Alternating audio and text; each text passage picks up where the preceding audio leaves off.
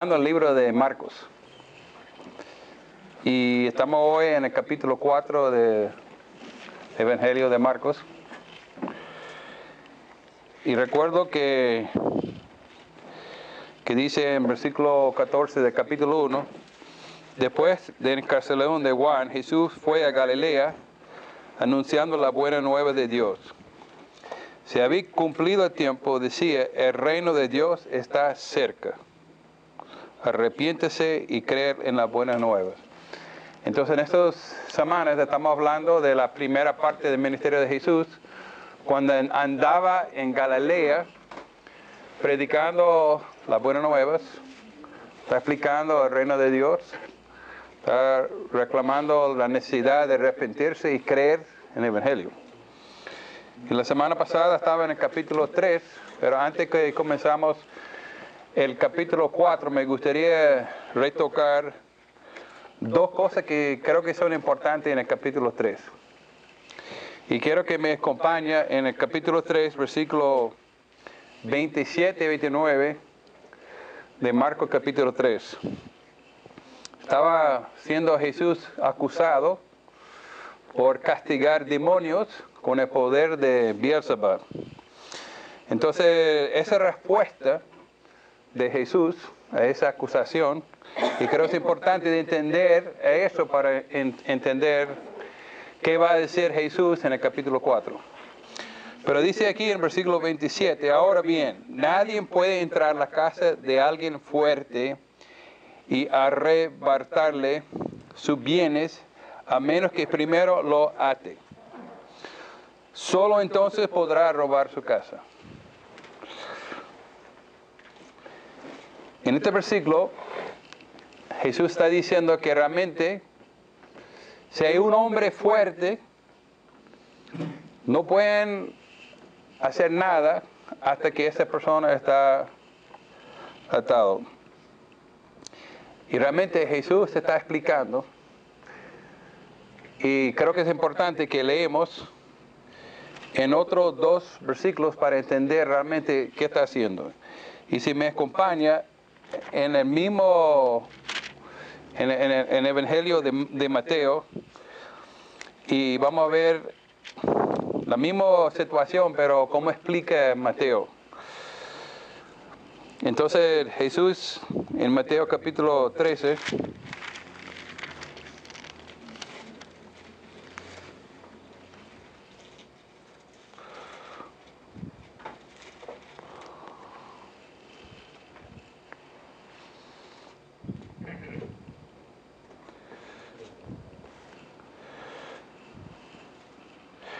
dice en versículo 12, versículo 28, que dice: en cambio, si expulso a los demonios por medio del Espíritu de Dios, esto significa que el reino de Dios ha llegado a ustedes. Entonces Jesús está diciendo que es cierto que Él está echando fuera demonios. Y como había profetizado en el Antiguo Testamento, que una muestra del gran poder de Dios es que van a ver señales. Y está diciendo aquí, si el demonio está siendo castigado, es un señal que el reino de Dios ha llegado. Entonces, regresando en Marcos, lo que quiero explicar, y creo que como una iglesia es importante de entender el papel de Satanás y cómo podemos enfrentar a Satanás. Porque algunas personas es como que trata de atar, habla con Satanás y por lo menos dice: en el nombre, yo te ato, Satanás. Entonces como que haciendo una declaración está tratando de amarrar a Satanás. Pero lo que quiero explicar, que es lo que entiendo que dice la Biblia sobre ese punto. Entonces acompáñame un momentico a Lucas capítulo 20, Lucas capítulo 10, y quiero leer versículo 17.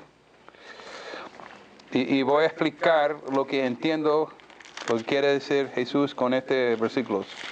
Pero en Lucas capítulo 10, versículos 17 y 18 dice, y ese Jesús, cuando los 70 discípulos estaban regresando de haber echado fuera demonios, ese Jesús hablando, dice el versículo 17 de capítulo 10, cuando los 72 regresaron, dijeron entonces, Señor, hasta los demonios se nos somete a tu nombre. Y él responde diciendo, yo vi a Satanás caer de los cielos como un rayo. Respondió él. Entonces lo que entiendo es con la llegada del ministerio de Jesucristo, ya Satanás ha sido amarrado por Jesús. Entonces ya Satanás está amarrado por Jesús, porque Jesús es más poderoso de Satanás.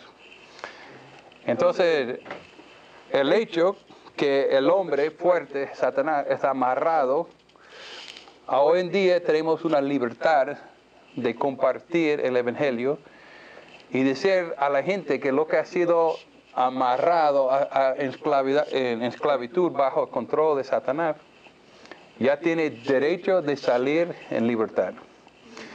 Entonces, nosotros como cristianos, ¿cómo debemos enfrentar a Satanás? Pues la palabra de Dios dice que hay que resistirlo. Entonces hay que resistir el diablo, pero realmente no debemos conversar con él. Nuestra conversación debe ser con Jesús, porque Él es quien hace la obra entre nosotros. Y una cosa también es que el diablo no es omnipresente. Entonces, si tú tratas de decir el diablo de no hacer nada, a lo mejor no va a escuchar, porque él no es omnipresente. Pero debemos usar los medios que el Señor nos ha dado de resistirle, orar a Jesús para darle la fuerza, para que puedan estar firmes frente de eso. Y otra cosa que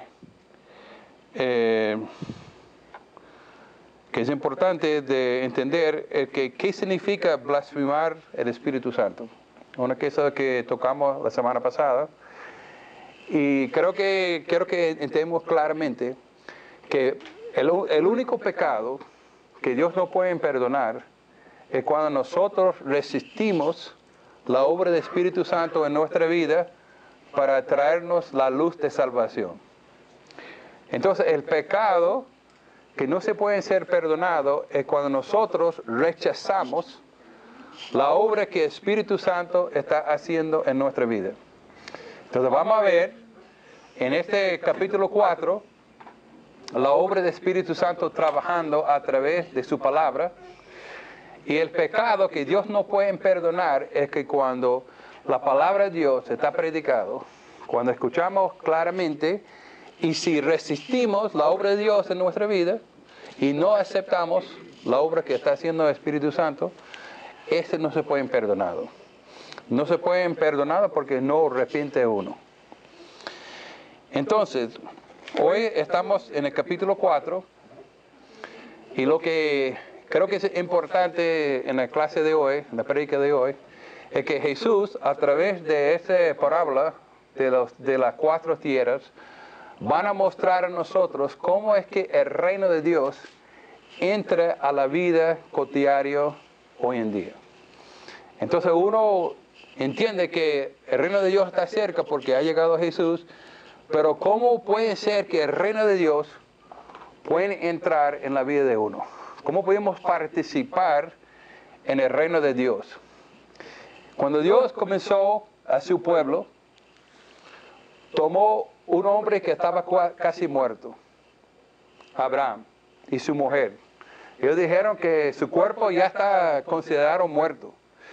Pero Dios hizo un milagro de una persona que estaba casi muerto y hizo una obra supernatural para fundar su nuevo reino.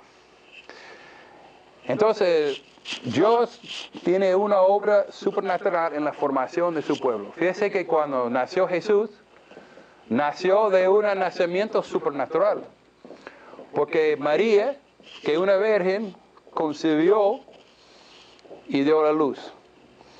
Entonces la obra del Espíritu Santo está involucrado en el proceso de nuevo nacimiento. Y hoy, en ese parábola que está muy interesante, vamos a ver cómo la obra del Espíritu Santo está muy involucrado en la manera en que el reino de Dios puede entrar en nuestra vida en Madrid, aquí en España. Entonces vamos a orar y pedir que el Señor nos dirija en el estudio de capítulo 4 de Lucas. Señor, damos gracias que tú eres Dios de los supernaturales, que te pueden tomar un hombre y una mujer viejo y dar la luz. Gracias, Señor, que nos ha dado tu palabra en persona, en la persona de Jesús. Y ahora que nos va a estudiar esta parábola tuya, pido que nos ayude a entender. Ayúdanos, Señor, ver en qué calidad es nuestro corazón, qué tipo de corazón tenemos hoy día. Y use, Señor, su palabra hoy para despertarnos y ayudarnos a reflexionar si estamos dejando el reino de Dios entrar en nuestra vida. En nombre de Jesús te lo pedimos. Amén. Entonces, en este capítulo 4, Marcos va a compartir 3 parábolas de Jesús. En Mateo capítulo 13, Mateo comparte 7 parábolas. Pero Marcos, para cumplir su propósito, va a usar 3 de estas 7 parábolas. Los 3 tienen relación con semilla. Pero hoy, lo que vamos a ver es cómo el reino de Dios entra a nuestra vida. ¿Qué remedio usa Dios para traer el reino de Dios a nuestras vidas? Entonces, aquí vamos a comenzar con el capítulo 4, versículo 1, que dice: de nuevo, Jesús comenzó a enseñar a los ríos del lago. La multitud que se reunió para verlo era tan grande que él subió y sentó en una barca, y estaba al lado de un lago, mientras que toda la gente se quedaba en la playa. Fíjese lo que está pasando. Jesús anteriormente estaba predicando en la sinagoga, pero por las acusaciones de los fariseos, de la gente religiosa, él quiso salir del campo, donde estaba más libre de predicar la palabra, donde había quizás no tanta influencia de los fariseos y las escribas, pero de todo modo había mucha gente acercando.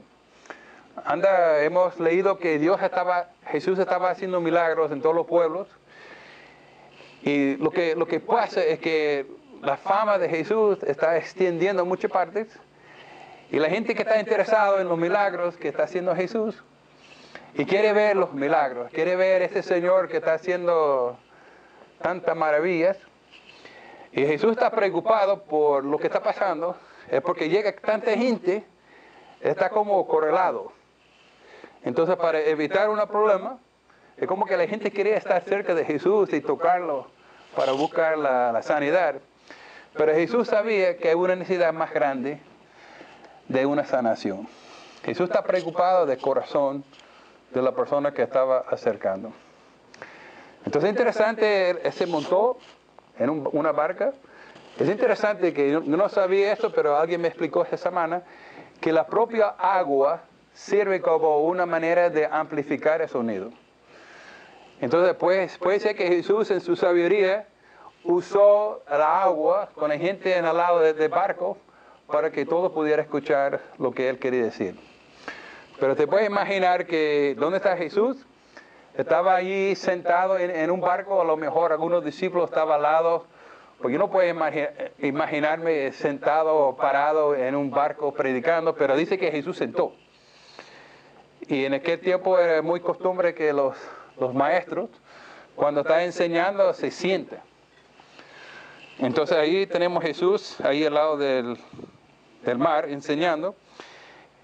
Y dice en versículo 2, entonces se puso a enseñar muchas cosas por medio de las parábolas. Es interesante que muchos de los comentarios dicen que esta fue la primera palabra explicada por Jesús. Y es algo muy importante aquí en esta palabra, y más adelante vamos a ver cómo Jesús llama la atención. Pero dice, ponga atención. Entonces Jesús quería enseñar algo muy importante. Entonces vamos a ver en este pasaje que Él dice varias veces, ponga atención, escuche bien. Y realmente esas palabras son muy importantes porque Jesús quiere que la gente escuche. Y realmente escucha de manera que se van a entender y poner en práctica de lo que está diciendo. Entonces van a decir varias veces, ponga atención.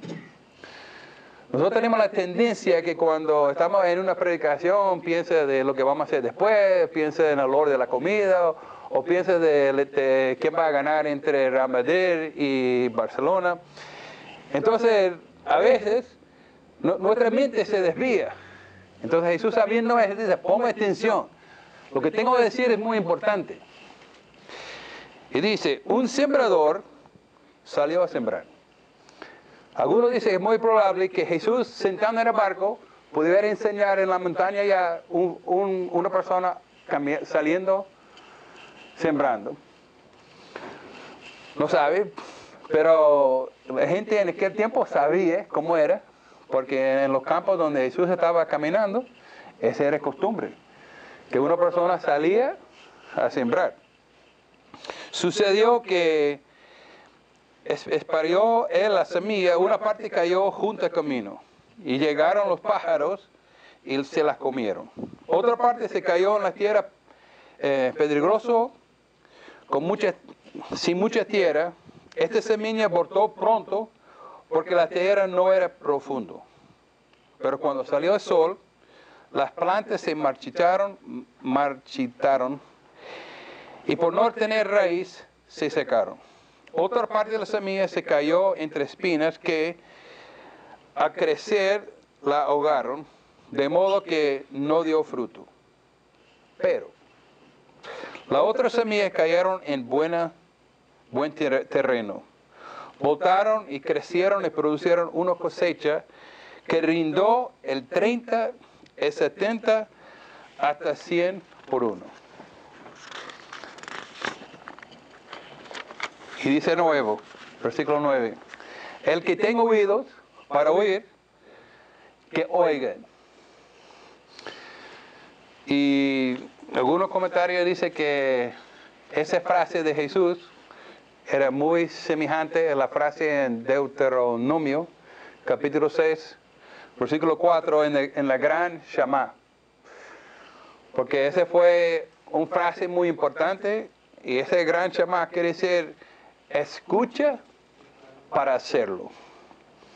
Entonces Jesús está diciendo, lo que estoy diciendo, tiene que escucharlo, pero también tiene que aplicarlo en su vida. Entonces lo que dio Jesús no es solamente para escucharlo, no era un show de hacer sanaciones, pero Jesús realmente quería que la gente escuche lo que está diciendo. Hay dos tipos de oyentes que vemos en este capítulo. Había los discípulos, y la característica de los discípulos es que estaba aquí escuchando, estaba siguiendo a Jesús, tenía una disposición de obedecerlo y aceptar a Jesús como la autoridad de enseñar. Pero dice aquí más adelante que había los otros que realmente Él va a mostrar en ese parábola realmente qué está pasando cuando uno siembra la palabra de Dios. Dice en versículo 10, cuando se quedó solo, los 12 y los que estaban alrededor a él le hicieron una pregunta sobre las parábolas. ¿A ustedes se ha revelado el secreto del reino de Dios? Le contestó. Pero los de afuera, todos llegan por medio de parábolas. Jesús está diciendo que yo estoy compartiendo un secreto. Un secreto de cómo llega el reino de Dios a este mundo.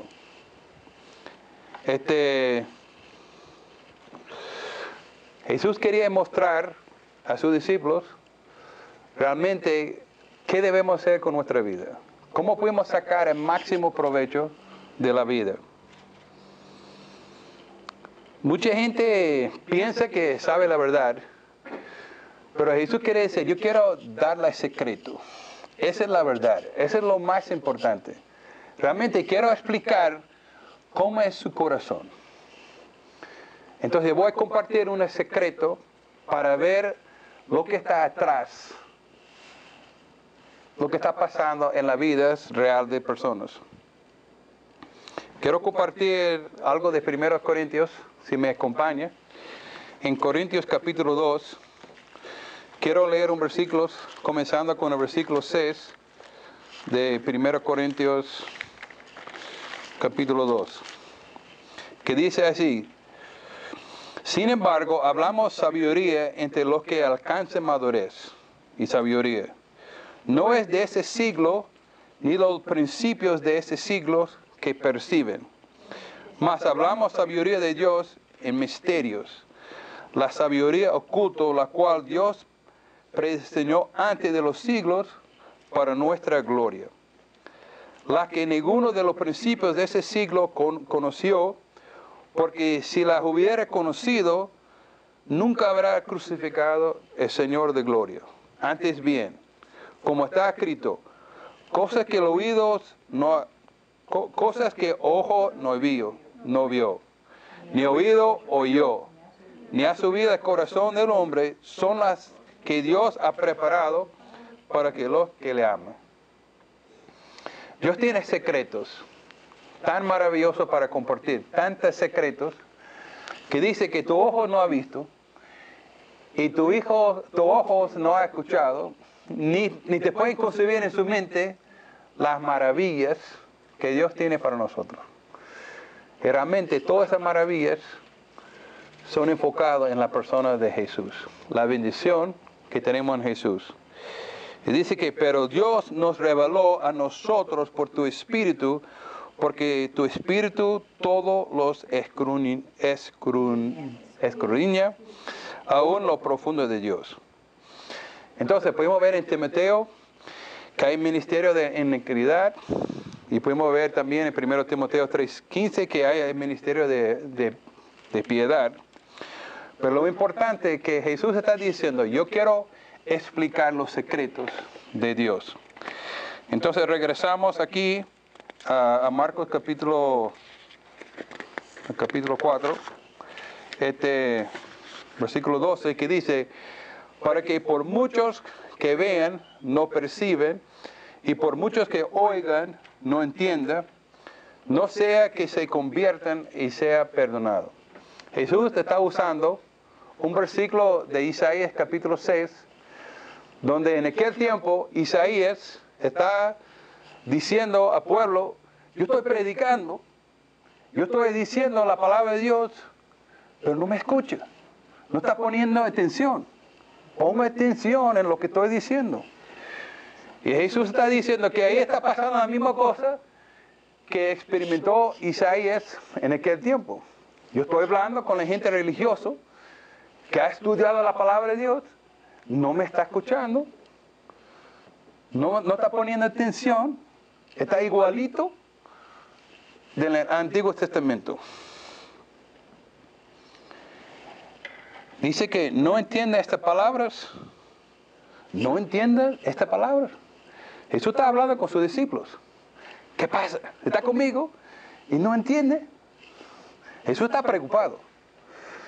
Pero ¿quién está preguntando? Los discípulos. Él está confundido. Y Jesús dijo, ¿cómo podrá entonces entender los demás? Él dice que está algo clave.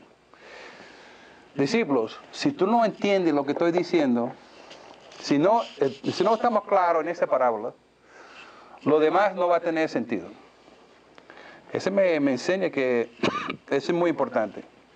Lo que Jesús quiere enseñar en esta parábola es fundamental, porque esa es la base donde Él va a construir los demás parábolas. Entonces,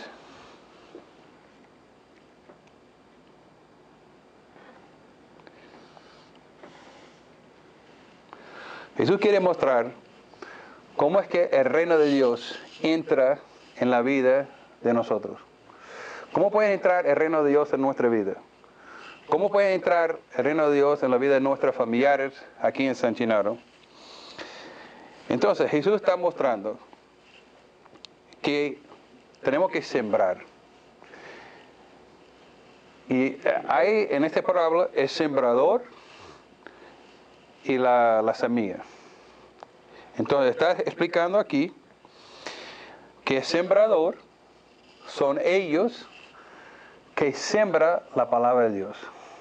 Entonces eso puede ser que alguien está predicando, puede ser alguien que está enseñando, puede ser que alguien está leyendo la palabra, puede ser que está escuchando hoy en día por el radio, por el móvil.